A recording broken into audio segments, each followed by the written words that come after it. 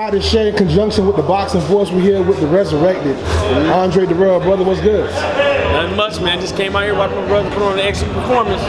Listen, when you watch your brother fight, do you get nervous? I do. I mean, it kind of feels like I'm stepping in the ring, you know. But I just hope he gets in there with a sharp mind. That's all I really focus on, man. Just hoping that he's got a sharp mind because I know he's prepared. Now, the same thing I told him to tell you. You guys seem to be some of the most physically gifted guys in the division.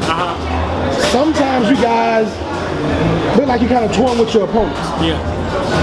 Is it a goal or is it an objective to sometimes go into a fight to try to get rounds under your belt with an opponent? Or is it just that sometimes these guys really that tough and you just can't get them out? Most occasions, those guys are just that tough, man. You know, I look upon performance every time I put on a show, so you can see me step out of that ring sometimes disappointed with myself. And I told myself I'll stop doing that, but I'm tough on myself, man. Tougher than anybody else could be. You know, I train like a horse, a race horse. You know, so I put in my time. You know what I'm saying? So I expect an A+ performance. And when I would get out kind of upset, so when I step in the ring, there's no game, there's no toying. I try to get in there, get the job done, and put on the extra performance for the crowd. Well, you know, you guys don't get paid for overtime, so I guess that kind of makes sense. Right. I mean, 12 rounds, well, we got 36 minutes, so we got to put on a show in that short amount of time. So it's a big fight coming on tomorrow. I know you're going to be watching. I am. Wherever you're going to be at. I am. Listen, you lost to DeGale. Yeah. Very close fight. Yeah. Some would even say you probably lost a little composure early in the fight.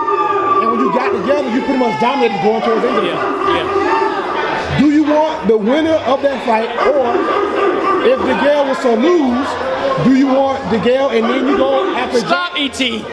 Or I can't hear him. Or do you not have a preference? I do have a preference. I really do, man. I'm looking to be a world champion by this year, no doubt about it, and I believe I will be.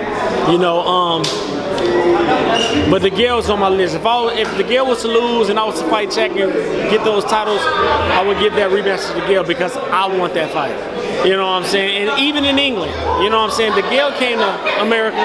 No matter if it was in Boston, where a lot of these guys was, and he came and got the job done. He came with a lot of spunk. My only fault was letting him put me on my ass by standing too tall. You know, I did rally back, but I didn't do enough. You know what I'm saying? And I'll accept that, you know, but I've been in the gym putting my time in, doing my due diligence, man, and hoping for the best, man. So DeGale's a hell of a champion. I believe he'll unify these titles and carry England on his back up until the day that we get to meet again. And when we do, I want it to be an excellent performance. I want it to be something for the fans to remember and boxing to remember as well. And I just want to finally fulfill my goal, man. So DeGale, most definitely. Frotch got away. But if Badou Jack wins, then of course I would love to get that fight as well. Well, listen, Chad, we appreciate the time, brother. Let everybody know they can keep up with you on social media, man. I'm always on IG, man. That's my thing.